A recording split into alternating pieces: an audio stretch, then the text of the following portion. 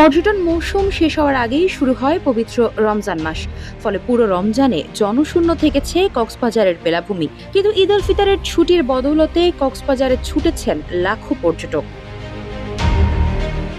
নীল সাগরে প্রশান্তির পরশ পেতে পরিবার পরিজন নিয়ে উচ্ছ্বাসে মেতেছে কয়েক লাখ পর্যটক।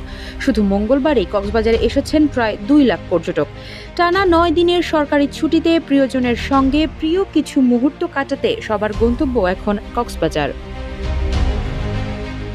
গরম উপেক্ষা করে কক্সবাজার সৈকতের লাবণী, সুগন্ধা ও কলাতলি পয়েন্টে সকাল দুপুর সন্ধ্যায় লোক সমাগম বেড়েছে।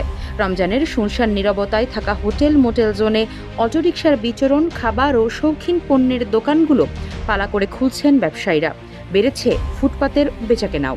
অনেকদিন পরে কক্সবাজারে এসেছি। সাধারণত ঈদ বাড়িতে করা হয় কিংবা আমাদের ওয়ার্ক প্লেসে করা হয়, কিন্তু এবার ওয়ার্ক প্লেসে কিংবা বাড়িতে করা হচ্ছে না, যেহেতু আমার এক্সাম শেষ হয়েছে। সাডেন প্ল্যানে কক্সবাজার আসা হয়েছে, সুতরাং আজকে আসতে পেরে অনেক ভালো লাগছে। আর এবার অনেক চাপ মুক্ত একটা ঈদ আমরা পালন করতে পারছি, কারণ এবার সব এক্সাম আমার শেষ আলহামদুলিল্লাহ। আল্লাহর এই মহান সৃষ্টি দেখতে পেরে খুবই ধন্য। আমার ফ্যামিলিকে নিয়ে আসতে পেরে খুব ভালো লাগছে। কক্সবাজারে পর্যটকের সমাগম বেশি হওয়ার সাগর তীরের 500 হোটেল, মোটেল ও গেস্ট হাউস এখন পরিপূর্ণ। অন্যদিকে পর্যটকদের নিরাপদ ভ্রমণ নিশ্চিত করতে সমুদ্র সৈকত সহ বিভিন্ন পয়েন্টে ট্যুরিস্ট পুলিশের তৎপরতাও বাড়ানো হয়েছে।